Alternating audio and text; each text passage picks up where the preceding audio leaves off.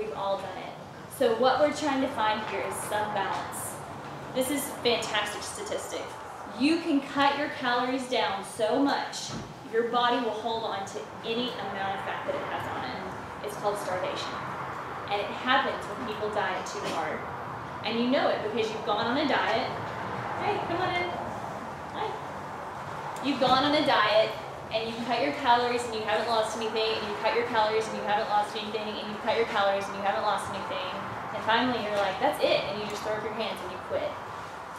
So this doctor, who works for the World Health Organization, found at least 1,500 calories a day. And if you're eating the foods that are recommended on this protocol, you will lose weight. Your body can't help it. It's the way it's made. It's biochemistry. So don't starve yourself. And the image I always think of, I don't know if it was just a really impressionistic time when I was growing up, but it's Oprah with the, remember, and she had the liquid and whatever diet, and she was all in those jeans, you know, and then, look, it doesn't work. We have the evidence, it just does not work. If you want to go on the up and down roller coaster, I've done it. I went fat-free for years. When I was like, I want my hair to grow. I want to actually eat some food. You can't live that way. And this is a living diet at a healthy weight, not a super skinny diet that you're going to go right back up on the scale. Okay? So you have to eat. Eat protein and healthy fat. So I quoted Atkins here and Harvard, little college in the Northeast. So Harvard found no association between low-carb diets and increased cardiovascular risk, even when these diets were high in saturated animal fats. And the best cardio docs in the country are starting to get turned on to it. Townsend Letter, 6 months ago, had a cardio issue. All these docs were starting to say, we were just wrong. We were wrong. We related saturated animal fats like butter and coconut oil to heart disease for a long time and to higher cholesterol rates, but we were wrong. So don't be afraid of the butter. Don't be afraid of the coconut oil. If you want to be afraid of anything, which I don't recommend, fear too much to anybody, be afraid of the bread and the pasta and the high carbohydrate foods, because that is what's causing weight gain, and inversely it's causing heart disease and diabetes and high cholesterol. The fat is not doing it. Getting upset at fat for weight gain and high cholesterol is like getting upset at the EMTs for a wreck. It's like getting upset at the ambulance that there was a wreck. No correlation. So healthy fat will not make you gain weight. Eat Fat, Lose Fat is an excellent book if any of you are into technical reading. Sally Fallon and Dr. Mary Anning, she's a PhD in lipid science. Brilliant, and it's true. And then chew your food. Chew your food. It was on The Simpsons. You know it's true. It's on The Simpsons. That works more than anything else. You could be eating anything, and if you're chewing it up well, you're going to have an easier time with it than if you just snake it. My partner does. Do you all have any questions? I have a question for you. When we're talking about the carbs and stuff, okay, and you said you do a lot of triathletes and stuff. We're big cyclists. I mean, we're getting ready to go on a 100-mile bike ride. Cool. And, you know, we've been taught that we need those carbs. Yeah, and, of course. You know, and we have concerns about that. So what's your feeling about that on those type of things? So Peter Duffy came here a few weeks ago. He is a guy that does Vespa, which is like a goo type product.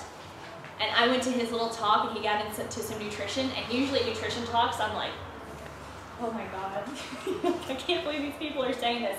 And in his talk, I was like, yeah, awesome, you know? And what he talked about was strategic carbohydrates. So you eat carbs strategically, not in this huge amount right before you race. What is really going to give your body the action it needs to go for a long time? All of you listen up, because this applies to you whenever you're like 2 hours away from breakfast and you're so ravenous that you would kill for a coffee or a candy bar, is fat. Fat.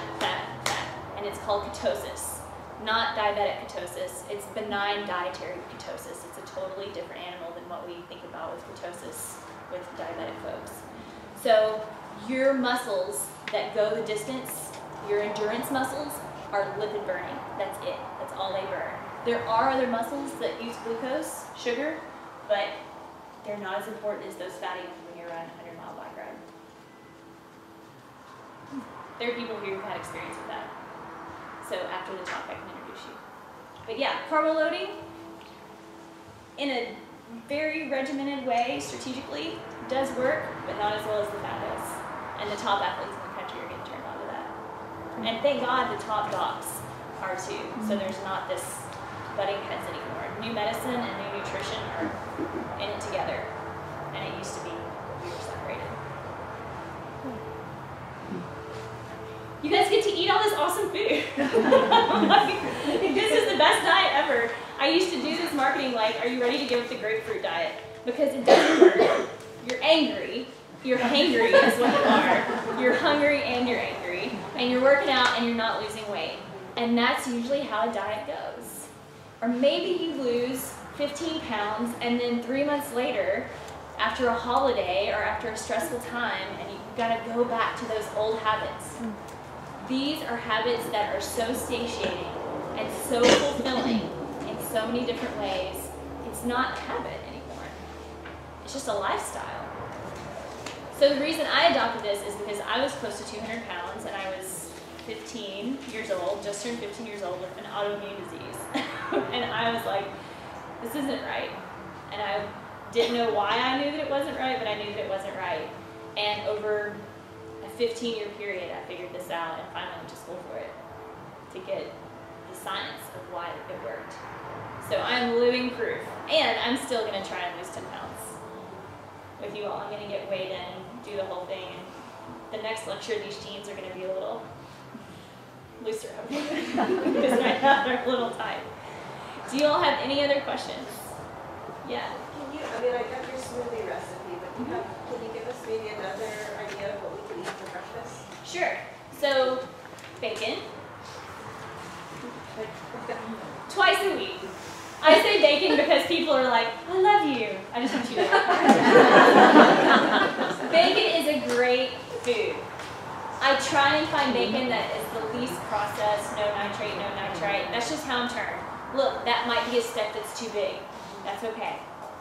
Once or twice a week. They have great chicken apple sausage over at SPD. A lot of times what I make for breakfast is like an egg tia with a corn tortilla, a little yogurt or sour cream. I have chicken always kind of left over in the refrigerator. I put on there a fried egg, some salsa, avocado. So good. Sometimes I'm in a hurry and I have soft-boiled eggs that I keep in the fridge and I just grab an egg with some sea salt and that's it. Sometimes when I'm in a hurry and I just grab a handful of nuts and raisins and that's it. You know, or sourdough bread with some almond butter or peanut butter in it. I always get protein in and I try as much as I can to get fat in. Because I know if I don't, I'm going to be hungry. And I'm going to be out in the world with Doritos. So what is the percentage? Because whenever Joey turned us on to one of the apps, and it gives you the percentage of how much fat you're eating and how many carbs you eat.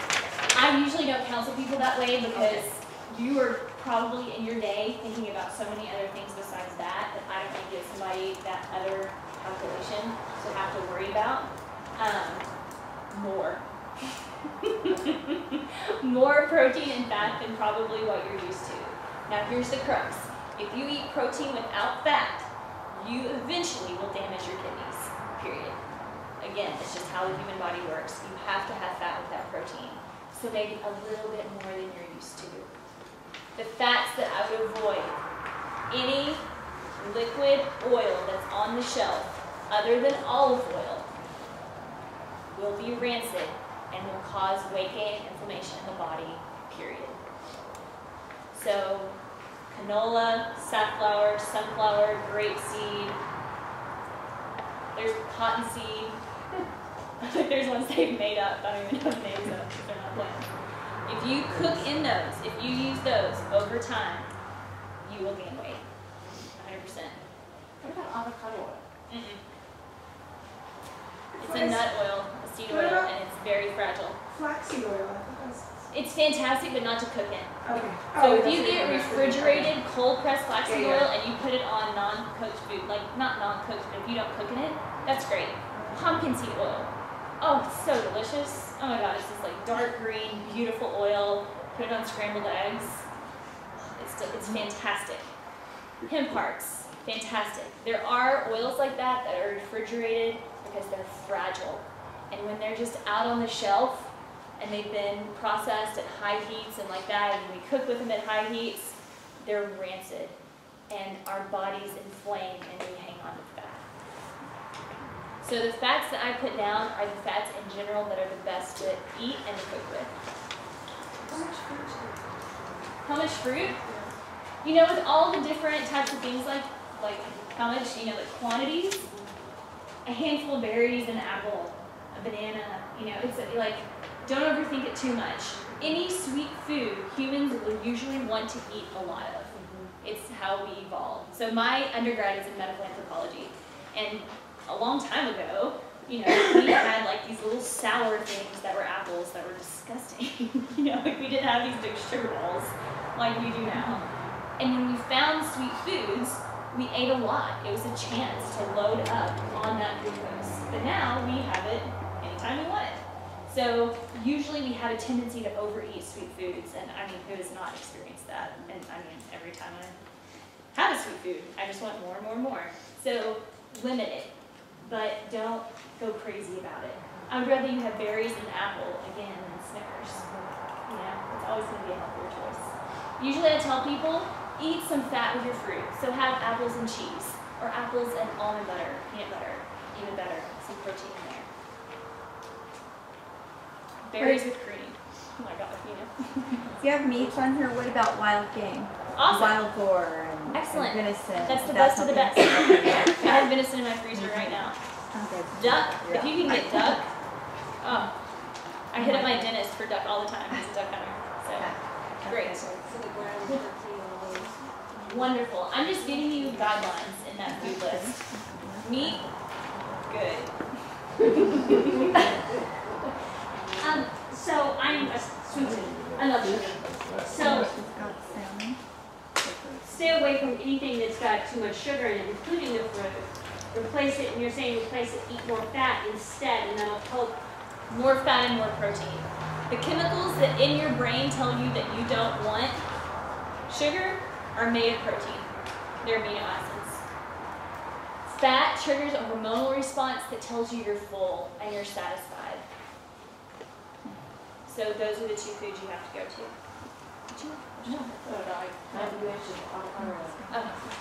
I have a question about sea salt. Okay. Why sea salt as opposed to?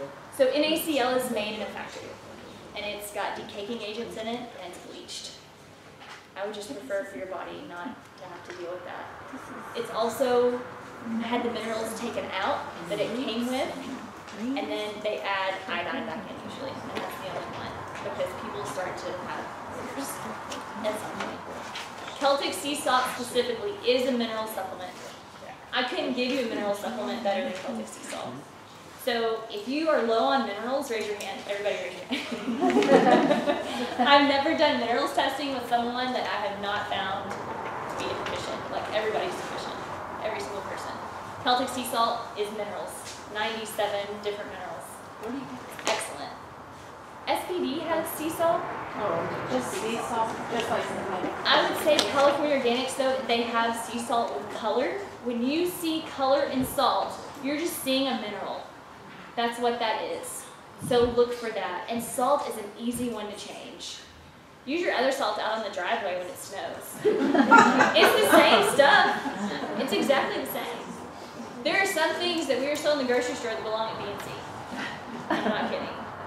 It's terrible. And salt like that is one of them. So get Celtic sea salt or any type of colored salt. It's a very inexpensive, wonderful thing to do for your health. And if you're not ready to make that step, that's okay. Take your time. Because some of this is like, oh my God, it's too much. And if you feel that way, go one little bite at a time. Metaphorically and literally. And I have another question, just real quick about the coffee. Sure. Decaf coffee, is that bad? It's a better step. It's a better step. There's still caffeine in decaf, and it's still acidifying to the body. So there is some, you know, It's a little better. it's better. It's a great step. And again, don't go off coffee all at once. My father used to